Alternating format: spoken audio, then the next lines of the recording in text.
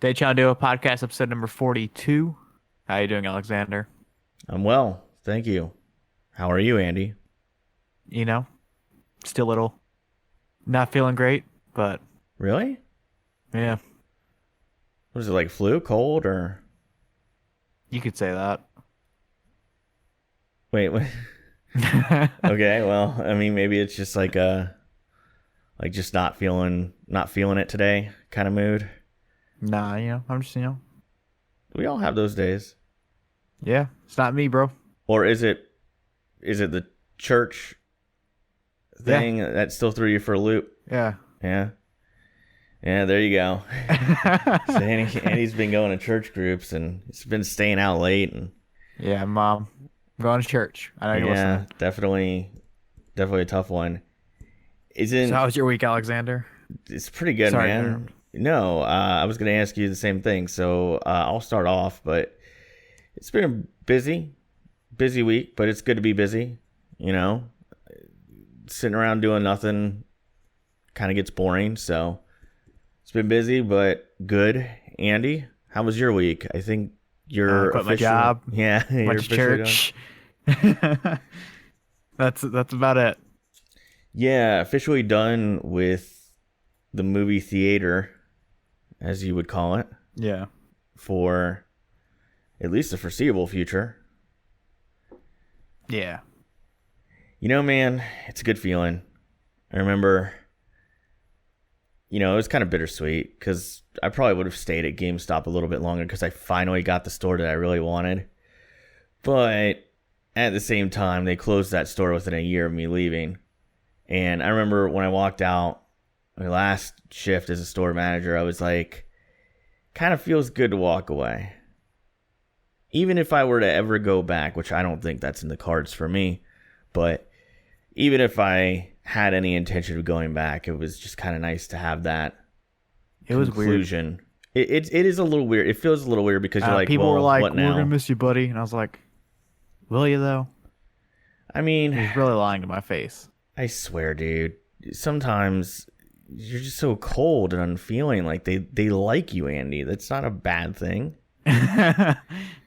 Like you automatically assume that they're being disingenuous. Nah, man. When somebody leaves a place that I work at and it's someone I don't like, I'm like, I don't say like, hey, I'm so glad you're leaving, but I certainly don't go and be Nah, like, it's I'm not like gonna that. miss you Oh. so much. I have like the Goodwill Hunting Mm, thought, okay. and it is I'm happy the day that I come in and you're not there, knowing that you're in a better place than this shithole job. It's a fair point. It's a fair point. I can't say that I'm there now, but I have worked in places where you kind of do feel that way. Where like one job in particular that I had, it was in college, and like anytime you came in somebody wasn't there, it meant that they actually made the move up. Like, and that was a big deal at that place. It's like, okay, they Or made quit. it, so like hopefully the next guy gets it.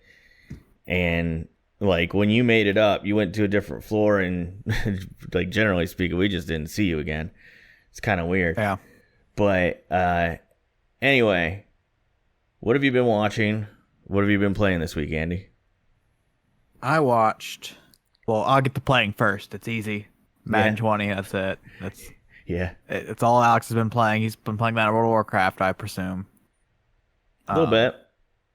But watching, I watched A Clockwork Orange, The Fog, A Grand Day Out, The Wrong Trousers, Escape from New York, Aliens, Rocco's Modern Life Static Cling, Fight Club, and The Boys. Yeah, so I really struggled this week to find stuff to watch. I didn't really watch many movies. As I mentioned last week, I had already finished The Boys, and I had finished the first season of Jack Ryan, and I can't wait for that to come back. Actually, both of those shows. I can't wait for both of those to come back. I did watch Rocco's Modern Life Static Cling. I thought it was really good. That was really well done. To me, it just felt like a really, really long form Rocco's Modern Life episode with obviously better visuals. It was HD, compared to SD, that kind of thing. And I like that it kind of poked fun at itself and had a cool message as well. I also watched Fight Club, this week's film pick, and started watching. My wife said it was good, and I've watched, I think, about 6 episodes of it, and so far it's all right. New Girl is on, I guess they have the full series on Netflix, and it's actually pretty funny. I like Zoe Deschanel. I've seen all of it. It's a good show, and you could kind of, because they're like 20-minute long episodes, like you can kind of just jump in, jump out, that kind of thing. Very funny, well written. I like it so far. Probably one of the strongest shows on Fox. At some point in that show, they replaced Zoe Deschanel with Megan Fox. Really? Like near the later seasons.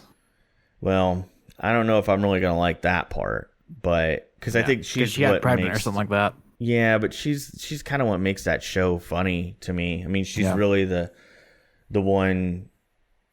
It's the one person that drives the comedy, in my opinion. Yeah.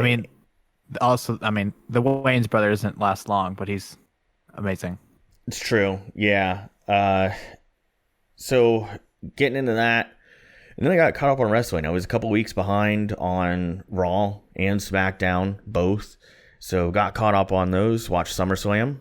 SummerSlam was a really solid show. Can't say enough good things about it. Had some really good matches. The Bray Wyatt return was definitely the highlight for me. I thought it was one of the best returns WWE's ever done. Felt like it's a great way for him to recreate himself while not throwing out everything from the previous gimmick. I thought it was very well done. And the work that was in the Natalya Becky Lynch match and Lesnar Rollins was incredible. They even managed to make a squash match with Goldberg entertaining because of Dolph Ziggler on the mic. So SummerSlam was really good. If you are out there and you're like, hey, I don't know if SummerSlam's worth watching, I would tell you, watch it. It's worth it. And then as far as playing this week, it's been pretty much all Madden 20. Streamed the entire weekend league. We're going to talk about Madden a little bit on one of the listener questions here. But been playing a lot of Madden, doing the solos when I can. Did entire weekend league. I know Andy played every weekend league game as well this week, and I kind of dabbled in World of Warcraft, but we'll kind of get into World of Warcraft a little later. But right now that game feels a little dead for a reason that I didn't foresee coming. Anyway, moving on to listener questions. We'll start off with this one because we were just talking about Madden 20. Listener question from Bobby. That's at Cuban Swim on Twitter. It's not even really a question. He just says, I hit a wall in Madden 20. Training points are hard to come by. So I don't know about you. I just wanted to ask Andy on this. It feels like coins are harder to make this year. I feel like solos are longer. Solo battles are gone this week. It's the start of the year. Yeah. I just seem to remember it being like easier to rack up like about $500,000. I have 300 whatever K. You have $500,000. Yeah, because I got that Lawrence Taylor. I got lucky. Yeah. Pulling that out of a free pack. Training point, to get training points, like just buy cards and sell them. Yeah, unfortunately, the downside with training points, and I think what kind of frustrates people with them is oftentimes, especially Madden 19, I'll tell you right now, training points, I didn't get those from solos. They just didn't. Some solos would give them to you, but it was very small amounts. Generally speaking, all last year, I would be on the auction house buying cards and immediately quick selling them for training. Hypothetically, yeah, you could do the daily challenge, get a player pack, and completing the daily challenge, you make enough coins to where you're not losing coins doing it, and then quick sell that card. That's like 50 training points a day. Yeah. 30, 50 training points a day. Yeah. It's right now, I have an 82 overall team, and I haven't spent any money on the game, and I've got about $750,000 coins. So I've basically told myself I'm not buying anything right now. until my team's bad enough to where I can't compete. Because right now the prices are really high. Like Lawrence Taylor. Even though you can't make coins, it's easy to compete. Just if you grind solos, you'll have a good enough team to compete. Yeah, I mean, Weekend League was a little bit disappointing for me. By the time this comes out, there will be a video that will come out on my channel. I opened my Weekend League rewards. I won 14 out of 25 games, which was okay. Definitely not my best week. I usually average about 15 or 16, but, you know, for getting the All-Star tier, I ended up walking away with about 55,000, which was a little disappointing, a little underwhelming. So it's a little tougher making coins this year, but as Andy said, it's early. And generally, as the year goes on, I feel like the rewards get a little bit better. There's only been one promo. That's very true. Only that one promo as well.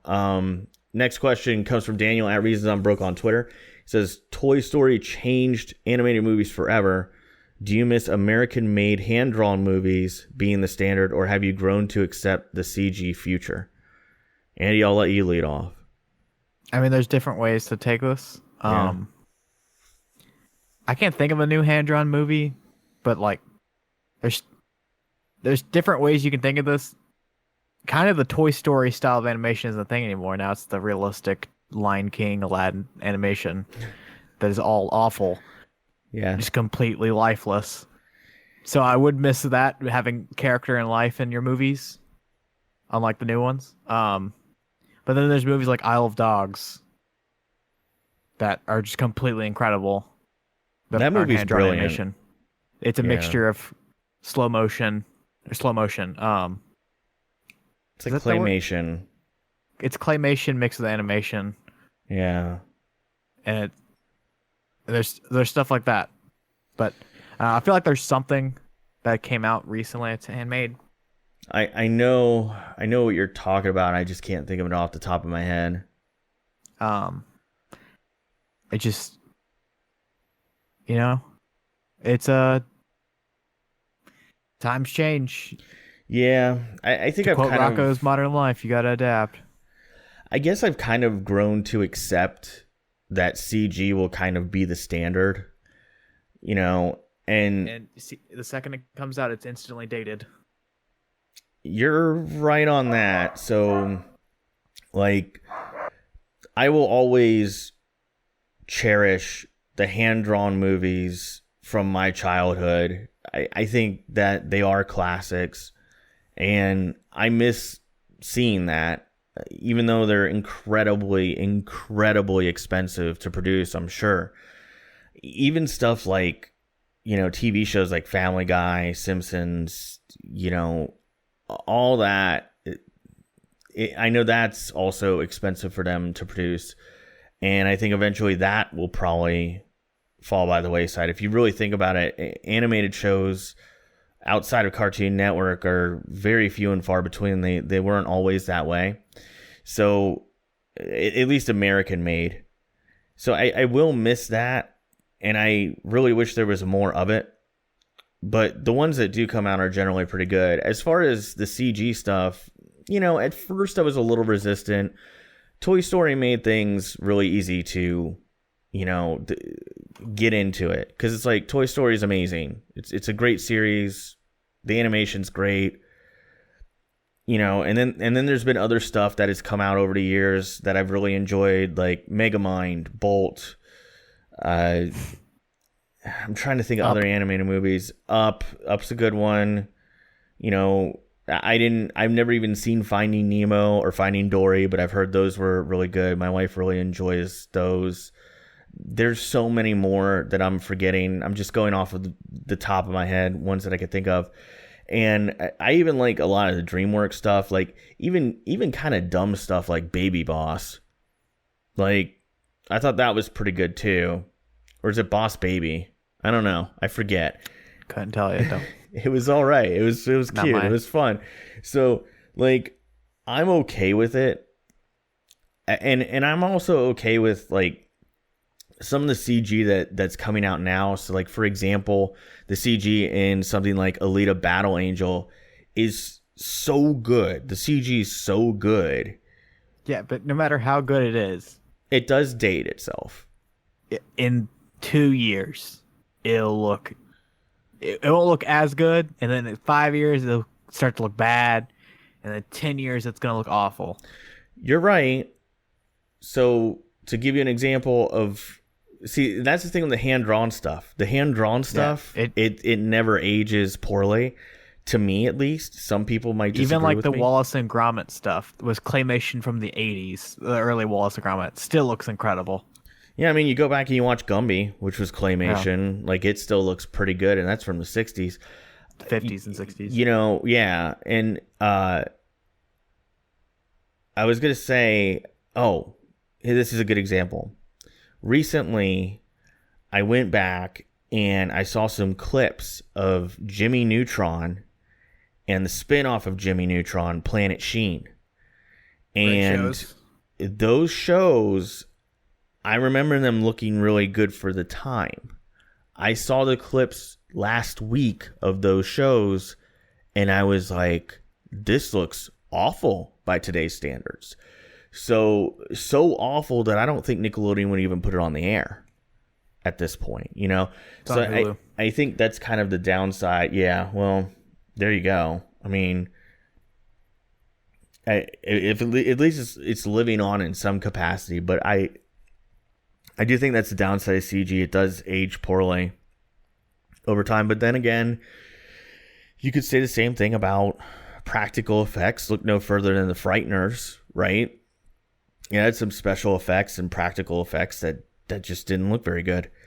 Even Fight Club, our pick this week. Uh-oh. Well, we're in for another one of those, huh? Okay. The last hand-drawn animation movie I can think of is It's Such a Beautiful Day from 2012. Yeah. Which kind of like, it reminded me of this movie. It's impossible to find. This movie came out in 2012. You can't find it anywhere on the internet. Yeah. And Blu-ray sell for like $100. I hate when that happens to movies. I realize most times it's like a licensing issue or something like that, but like I hate when that happens, dude. That's the worst. Also, before we move on to the next question, Isle of Dogs came up in this discussion, and I've got been a film club selection. I've got to tell you guys, you have to watch that movie. If you have not watched Isle of Dogs, go out there. You owe it to yourself. Yep. It's really, really, really good. It was going to be a film club selection until Alex watched it. I got bored in a tattoo shop while my wife was getting her tattoo, and I was like, let me watch Isle of Dogs, and I got fantastic. I got 20 minutes in, and I was hooked. One of the greatest scores ever. Great score, great voice acting, great writing, good message, all around. One of the best animated movies I've seen in a very long time. And that's saying a lot because I watched Megamind a couple weeks ago. So moving on to the next listener question. It comes from @DumbestSphinx on Twitter. Why is Alex so trash at picking movies? Well, you, sir, are getting blocked on Twitter and banned. Like, god dang, man. Like, I try my best. I think I'm trying to pick good movies. Yeah. But Alex is trying to pick movies that are personal to him. No. Okay, maybe. I think that's part of it. Like most of your movies, you're like, this movie impacted me in a certain way. Okay. And then you're bringing it towards, and I'm just picking movies that I think are great. Oh. Or actually, most of the time, I pick movies I've never seen. Well, because I like to try to give you guys like an idea of like why I think it's good. Because to me, like what makes a good movie is something that does change my perspective on something, or something that makes me feel something, right? So like, but I've picked stinkers too. It's just been a while since I picked a stinker. Yeah, I mean, like I picked Gerald's Game. I picked The Eyes of My Mother, which wasn't, I don't know. The Eyes of My Mother, I've gone back and forth on that one since we did that episode, and I feel like it's a good horror movie, but I struggled with the gore, but I always struggle with the gore. And, like I kind of know that going in. But follow me on Letterboxd, and you could see, like, I think I have okay taste on movies. I mean, I think I'm pretty fair. Follow us both on Letterboxd. Yeah, it's in the description of every single every single episode. And it's also a really fun app. Like you could kind of like I've found stuff that Dumb as Sphinx has watched and that you've watched, and I'm like, oh, they saw that. I like that movie too. It's kind of cool, like from a social perspective. Listener question from Colby at Colbster on Twitter. This is a good one.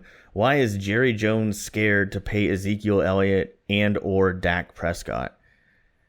So a couple things I want to throw out there first. Number one, there was a rumor going around that Dak Prescott asked for $40 million. That was later refuted. False. Yeah.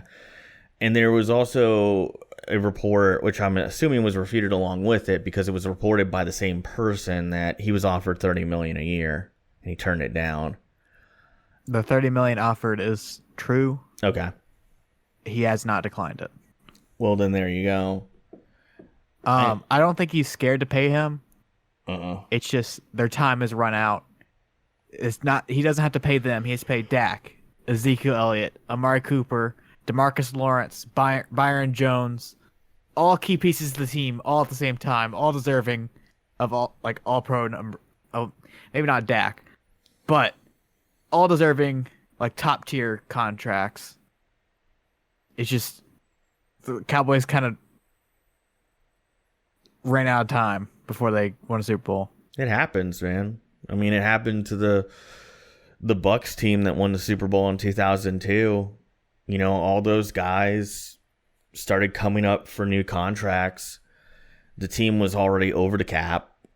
Yeah. You know, and they let Warren Sapp walk. I believe they let John Lynch walk. I don't think they released him. I think they let him walk.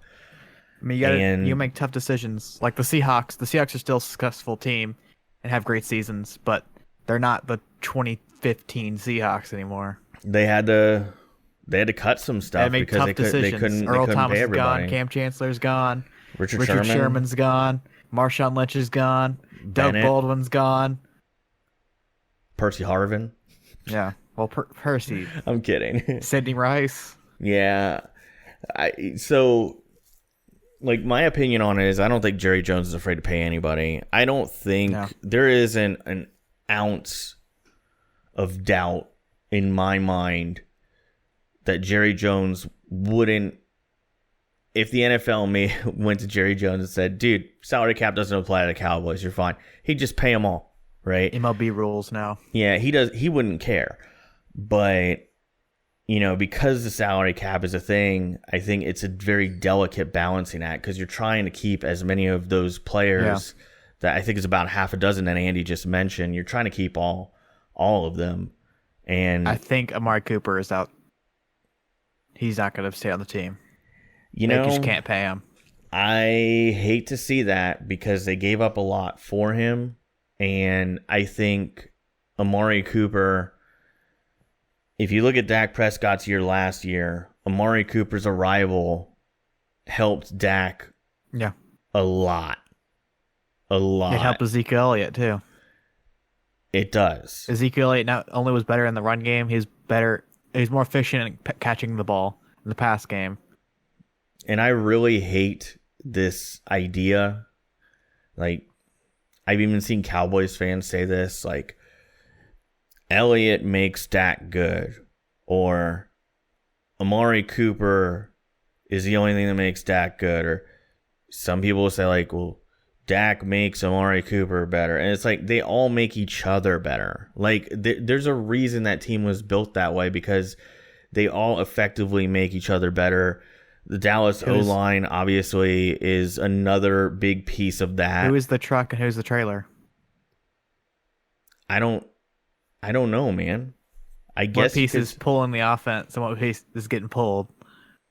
I don't think anybody's getting pulled. I don't think that. No. I don't really think anybody's getting carried on this team. I think that they're all three. Listen, you go back to the Colts, right? In their prime, they had Marvin Harrison, they had Reggie Wayne, they had Peyton Manning, they had Edgerrin James, right? All three of those guys made each other better.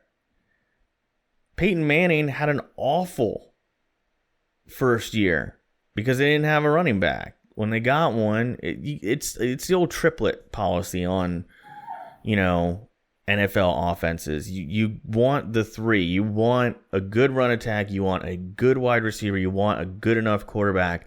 And if done properly, all three work in tandem. Look at Atlanta. They got Devontae Freeman. Devontae Freeman started having production that they thought they would get out of the guy when they drafted him. It made Julio Jones better. It made Matt Ryan better. They became less one-dimensional. And I think that's what the Cowboys need all three of those guys. If they can keep them all, they really should. But you got to be careful, because if you overpay them, you're going to really have to scrimp on the defensive end. I don't know. The bread and the butter of the team is the defense. You're right. There's a good point to that. But it's a good question. It's going to be interesting. I think it's one of the most interesting storylines going on in the NFL right now.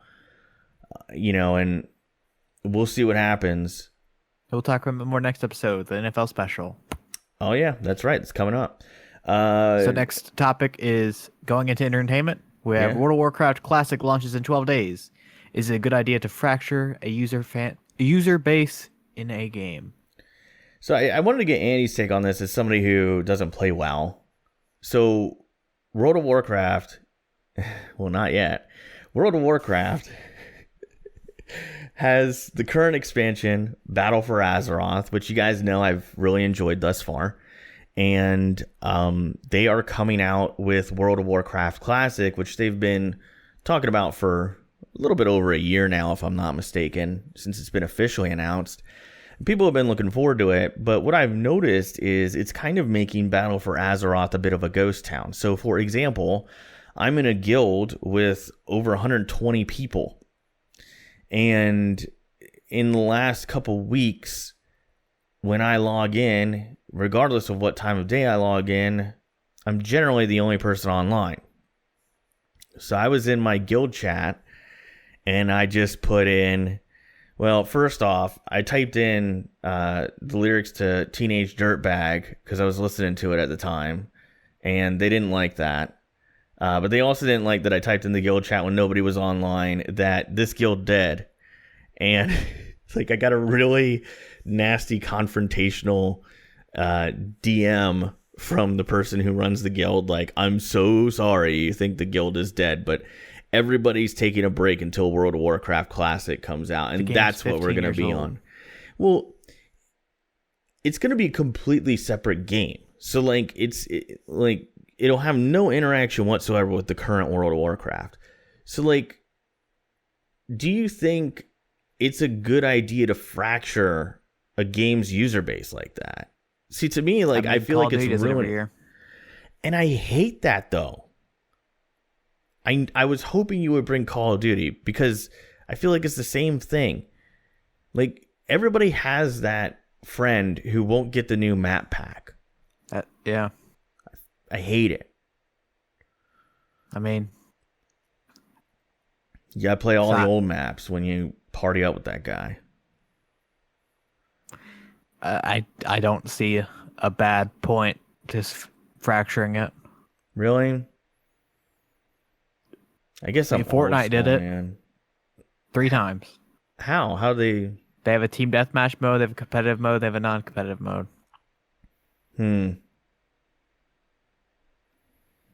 I guess World of Warcraft used to have PvE versus PvP servers. And those were definitely different experiences, but I don't know, man. I feel like it's cannibalizing your own game. Like, you're going to give people World of Warcraft Classic for Madden free. has it. How? Franchise mode versus MUT players, then MUT players versus draft champion players before then, and then before then, Ultimate Team versus head-to-head players. Yeah. 2K has my career players versus my team players. You make a good point. I don't know. Maybe I'm a dinosaur. Maybe I just don't get it. I just don't understand. Adapt or die. I guess, but you know what sucks, man, is I feel like Battle for Azeroth is going to be a ghost town now while everybody goes back with their nostalgia blinders and plays a game that's over 15 years old or 15 years old on the dot. I mean, no matter what expansion pack you're playing, the game's still 15 years old. I don't really want to get into this debate again with you. Even though, like, I get your points. I'm just saying that I don't necessarily agree with them. Anyway, it's crazy, man. Like, sometimes I thought, well, Andy will see the Call of Duty thing and he'll be like, yeah, it is kind of crappy. And you're like, no, I don't think it hurts anything. It doesn't. All right, going to the next topic. We have a non-spoiler review of The Boys. Just a quick review of The Boys, the Amazon Prime TV series. It stars Carl Urban. It's a realistic superhero show starring the Judge Dredd himself. Oh, yeah. Carl Urban. Hell I know your thoughts on it, because we couldn't cover it last week because we had the guest, obviously. Yeah, that is true. And so I really liked it. I wish there was more of it. Like, that's the one negative off the bat that I would say is, like, it's only 8 episodes, but it's done really well. My wife gave me a little bit of insight into this one that I didn't have before, and she was telling me that one of the creators of Supernatural TV show that she really likes, and I've actually watched quite a few episodes of that show with her. I wouldn't say, I mean, quite a few versus how many episodes there are plays off the wrong connotation. What do you mean? The show has like 600 episodes. Oh, yeah. I mean, I've watched a couple. Yeah, a couple by comparison to the 600. Oh. But I've always thought it was a good show. And this one, it definitely felt similar to Supernatural, but I mean that in a good way. Very serious tone to it. Very realistic tone to it. Reminded me a lot in some ways of Watchmen, in the way if there were superheroes, the government would have to be involved in some way, some capacity. And generally that would look like most things the government gets involved in, where they kind of like ram their head into it, like, we want to control this because we don't like anything that we can't control. And it would play a role within international diplomacy, international conflicts, maybe. Superheroes would inevitably get wrapped up in that, just like everything else in life does of any value. So, you know, I love that they explored those themes throughout. Like, these are superheroes. They do have superpowers, but they are still human, if that makes sense. So these are not Superman, where Superman's like squeaky clean, right? All of these characters have flaws. Some of them have really dark sides to them, and they explore it, and they explain the origins. It's really, really well done. The acting in this is a lot better than I expected for something that was direct to a streaming service. They obviously got a really great cast. Carl Urban does a great job. Jack Quaid really stood out to me. The character that plays Jesse Usher, who plays A-Train, I really liked. He just felt like he was made for the role. Like, the role was made for him. He just felt so natural in it. And then Erin Moriarty, I don't know how to pronounce her last name, so I apologize for that. The girl who plays Starlight, she would be the closest thing there is to like Superman, where it's like squeaky clean, has the stars in her eyes, you know, like, I'm going to really save the world. I want to do the right thing all the time. And you kind of experience this world through Hugh's eyes, Jack Quaid's character, who's a normal person. Yeah, Huey. And then Starlight's experience. You kind of, follow them around primarily, and then Carl Urban's just running And around. butchers. Yeah, Carl Urban's just like screwing stuff up for everybody, and it's kind of cool. Yeah. But really, really good. Acting's great. Filmed really well. I can't really say anything bad about it, man. I can't wait for season 2. I enjoyed it for the first 6 episodes and then burnt out.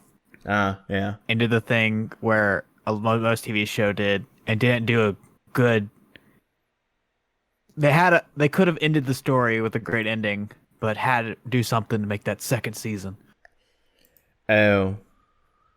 If that makes any sense. So you think there should have been like an 8 episode run and that's Yeah, it? like if this was just like an 8 episode thing, it'd been great. But they kind of Yeah. ruined it, trying to force next season. There's parts that I'm trying not to spoil, like between Starlight and Huey, that kind of like off-put the show. Something that shouldn't have happened. And then the ending of itself, I did not enjoy. Oh, The okay. very ending. Well, But- it left me wanting more. I get a 6 out of 10. Oh, Jesus. I mean, I would have given it a 7. You know what? I'm going to give it an 8 out of 10. I was going to say 7.5, but I enjoyed it a lot, and it left me wanting more. I didn't really mind the ending as much as Andy did. I kind of went into this thinking that it was going to be a multi-season arc, and it'll be kind of interesting to see how it all plays out next season. I have no idea how many they plan on making. No idea. If you had seen anything on Netflix, 3 seasons, then you're done. Well, I hope they don't overextend it, but the stuff that works that I think they could do for a considerably longer time, I hope they keep that. Like Jack Ryan, really good. 2 to 3 season shows is the new wave. It's kind of weird, but I get it. Anyway, Because you build an audience with the first season, and then you Yeah. can't really build an audience past that. So why keep on making the show? it makes sense when you explain it like that. It makes sense. I And would also I would tell you to shows- check it out though. It also stops the show from going on too long. But moving on to Film Club, this week we had Alexander's Pick, Fight Club. Fight Club from 1999, directed Yep. by David Fincher. Mm-hmm. Stars Brad Pitt and Edward Norton. Mm-hmm. And it's I don't even know how to describe it. Drama set within Edward Norton's life. I don't know how to describe this movie at all. You describe it more. You've seen it a million times. I would call it like a thriller, honestly. Yeah. But that would be my, like, if I had to give it a genre, it's very tough for me the to. back of the deep Blu-ray says it's a comedy. Well, I feel like it's a dark comedy of sorts. I'm looking on Wikipedia right now to see what they call it. They don't really give a title. It doesn't really matter to me. I think that this is something that kind of transcends genres. It's a very Fincher-esque movie. When you watch this one, it's clearly directed by Fincher. It has his fingerprints all over it. So I'll start off with my thoughts on this movie, which I think are really predictable. I've talked about this film on my channel many times before, specifically during live streams, and I think that this movie is brilliant for a number of reasons. I think it's a movie where if you don't really pay attention, you might misinterpret it. You might see it as something that's just like advocating anarchy, because the first time I watched this movie, I kind of missed some of the minutia that make it more than what it is on its face value. And overall, I love that the things that made this movie really a big deal for me, why I've seen it a billion times, why it's affected me as a person, in my own life, is the themes that it explores, specifically around masculinity. And by that, I mean men now, and here we are 20 years later, and I'd say it's even more so the truth. Men now are very much emasculated compared to how they were in the past. And I know some people will go, well, yeah, I mean, if you go all the way back to the caveman days, guys 100 years ago were wimps. But I really do feel like it's something that I've struggled with. Like, men don't know how to do stuff anymore like we used to. And like, I had a friend recently who told me he didn't know how to swap out a flat tire, right? He had a spare. He didn't know how to jack up his car and put it on. I know guys who don't know how to change their own oil. Listen, there are some things that I won't touch, right? I tell my wife, I don't mess with plumbing. I'm not a plumber, okay? I'll fix a leaky sink or minor issue here or there. But like when it comes down to like hardcore plumbing stuff, I don't touch it because I'm afraid I'm going to do more damage than I would otherwise. But, fixing stuff around the house, learning how to do things for yourself, not being so caught up on consumerism. Today's men, especially the ones in my generation, I feel like they're not as manly. And I think that's one thing that this movie explores, and it kind of mourns the loss of masculinity. Another thing that it really explores that I like is the necessity for men to have violent experiences almost sort of as a rite of passage. Now, I know that's kind of an unpopular take, but there have been studies done that have shown that a lot of growing men and current adult men struggle with masculinity because of their lack of rough play. They've never been in a fight in their life. They never played competitive sports. They never played combat sports. They never played contact sports. And as a result, they shy away from confrontation and things like that. I think those are really important things as a man, just as there are things from a feminine standpoint. God, this is getting kind of misogynistic. I'm going to get flack for that. But like, I think that each sex, whether you're male or female, has certain things that are necessary for the healthy development of like an adult male or an adult female. And I think rough violence at some point is necessary for someone who's a young boy to develop into a healthy, productive male. Some people will disagree with that, but it's just my take after reading studies that have recently been published. And this movie explores that. These guys are frustrated. Some of them have never been in a fight in their life, and they're complete pushovers. I like that. Finally, the other big theme in this movie is consumerism and how it can kind of ruin a society. And, that's where all the little sound bites come from that I'm sure everybody's heard. The things you own end up owning you. You're not your khakis. You're not special. That kind of stuff. Like, I do think there is some basis to that. I do think that specifically here in the U.S., we are drowned in consumerism. Part of that comes with capitalism. It's kind of nature of the beast. But watch an NFL telecast, and what do they advertise on the NFL? New phones, pizza, beer, trucks, cars. It's all just consumer. It's so heavily consumer. Everything's so consumerized.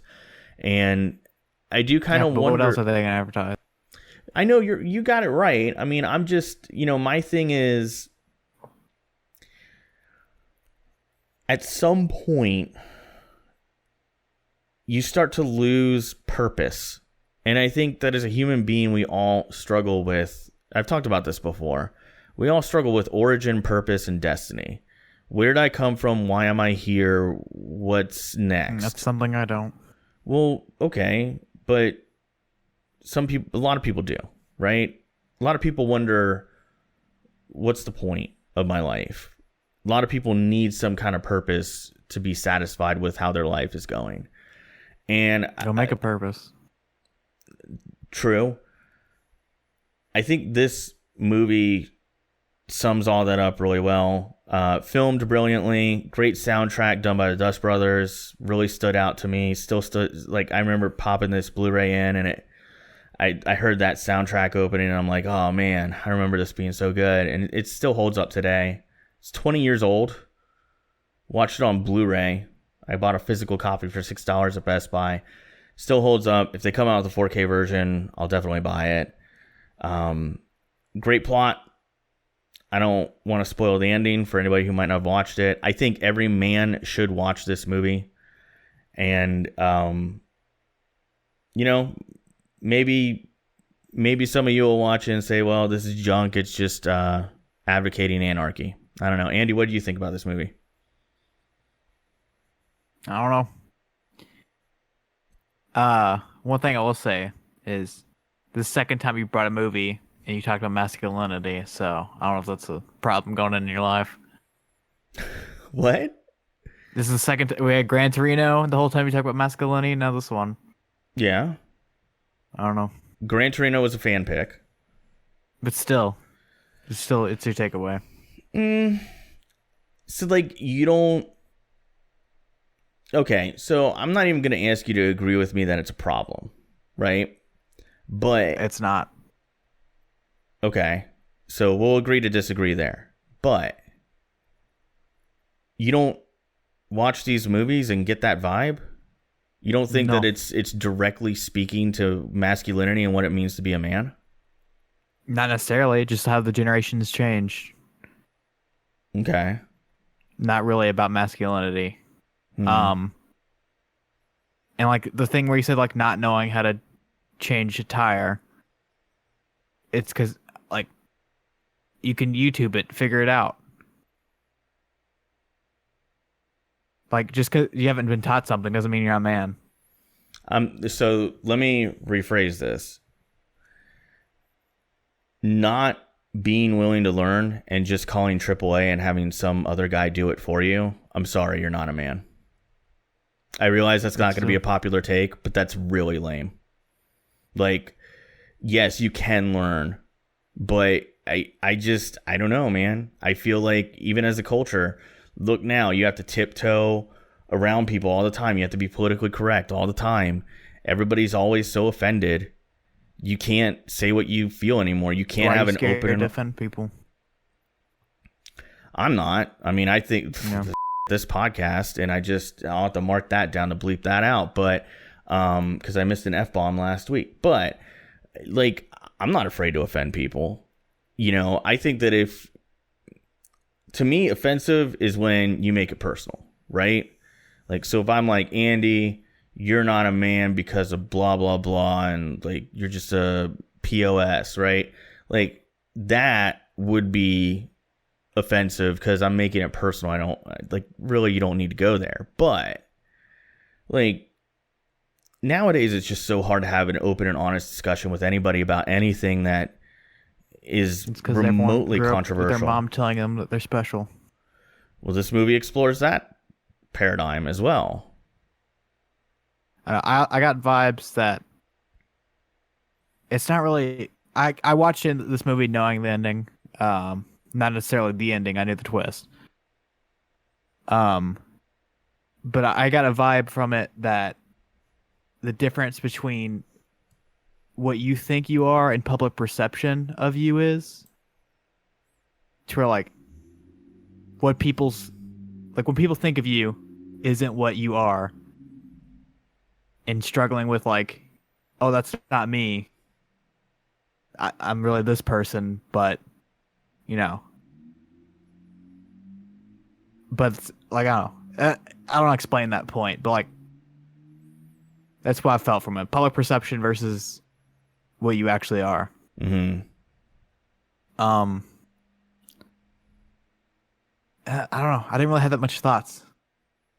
It's once again like I knew the twist, just like I think your last pick with the Prestige. Yeah. The movie doesn't hit home when you know the ending. Yeah, I suppose. I mean, with or without that ending, because I remember the first time I watched this, about 3/4 of the way through, I kind of figured it out. I was like, I think at the end, this twist is going to happen. It's different than knowing the whole time. You're probably right. I mean, it'd be interesting if I could go back and do that. I don't know.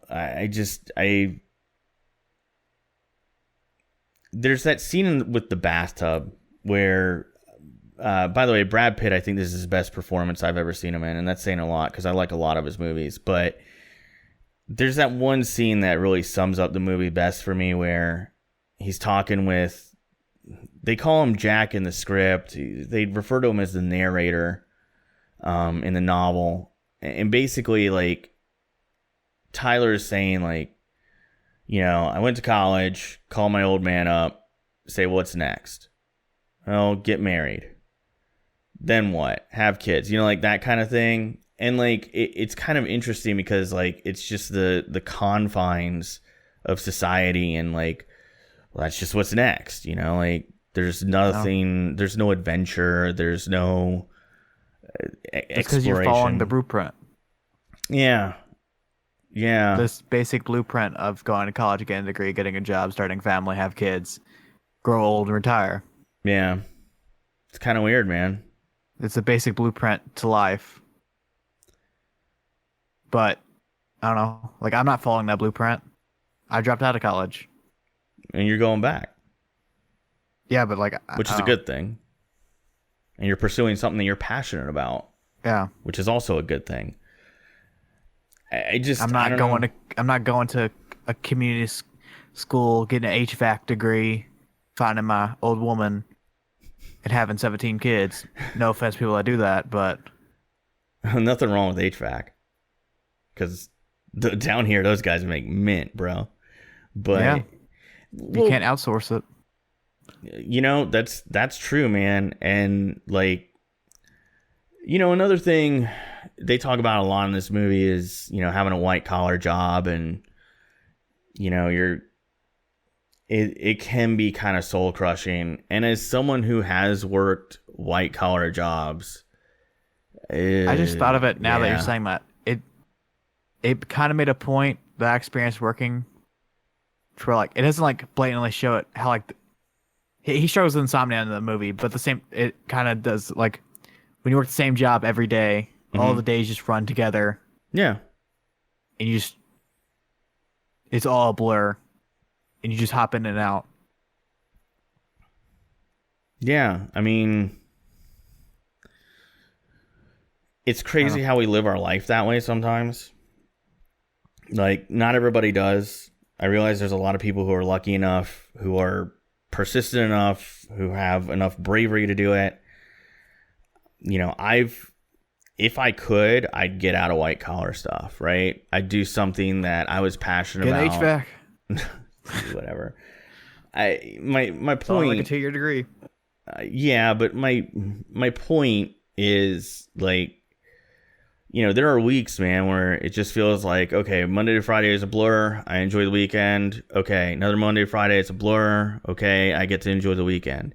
It's like you find yourself in this loop where it's just the same thing over and over and over and over again. And I think Fight Club does a great job of showing that, explaining why it may not be best for people's mental health, happiness, you name it. Yeah. So this movie is number 10 on IMDb as best movie of all time. I'm surprised it's ranked that high. Nominated for 1 Oscar. Wow. And Dumbest Sphinx gave it a 9 out of 10. But what did you give it, Alexander? Well, me and the Sphinx definitely agree on this one because I have it as a 9 out of 10.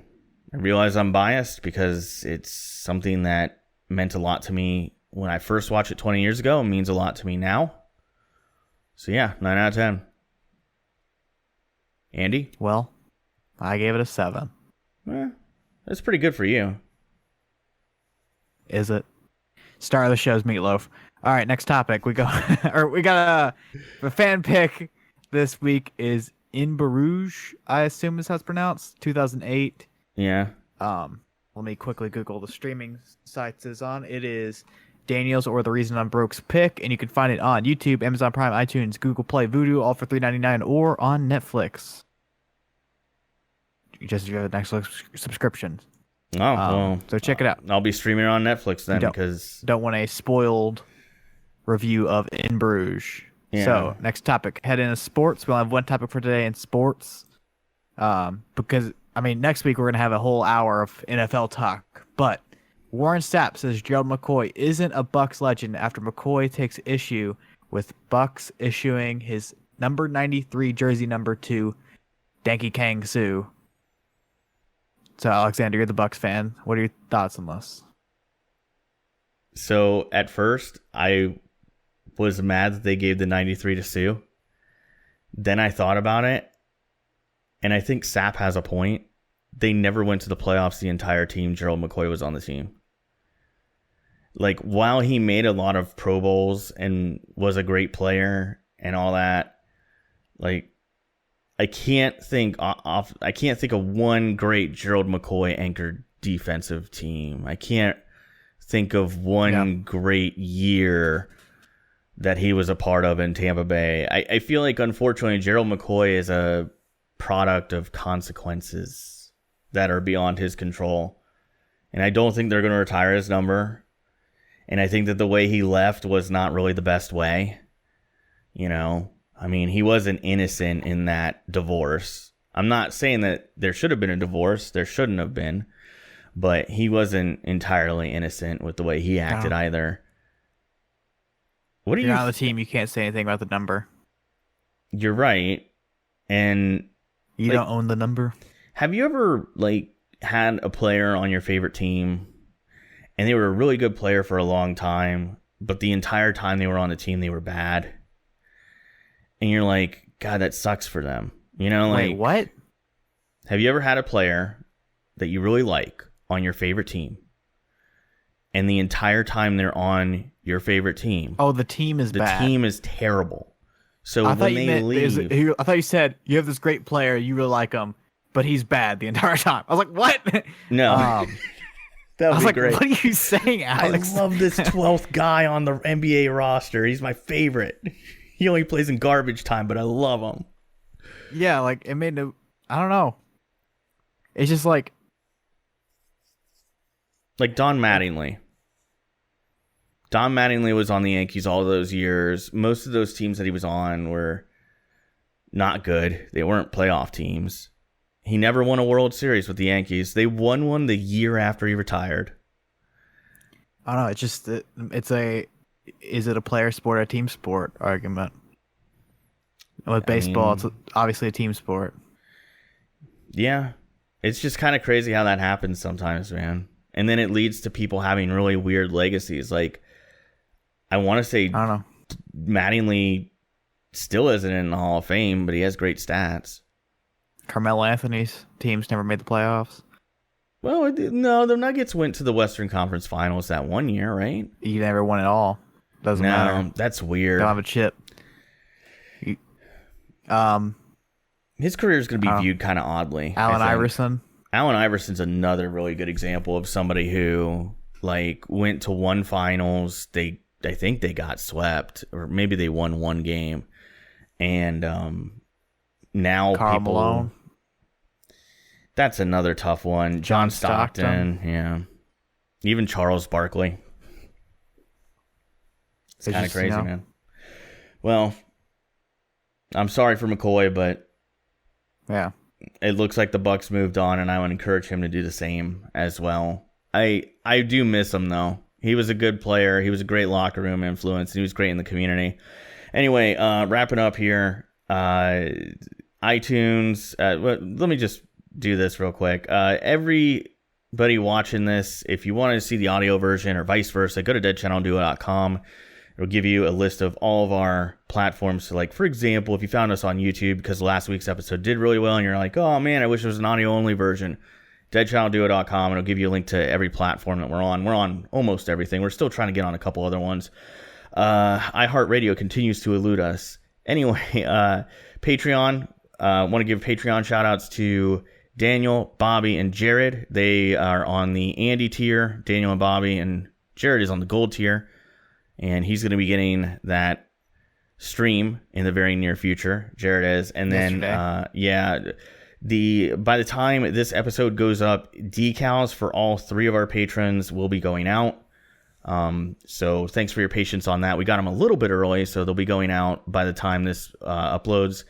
And if you want to check out our Patreon, you can support us for as little as $1 a month at patreon.com/DCD podcast. You get early access to the show, all kinds of other perks. And leave us a review on iTunes if you want to help us out. Don't want to support the show monetarily. An iTunes review really helps us out. That's it. Andy, anything else you want to talk about, man? I'm calling my shot. Ooh. Even though it's Wednesday.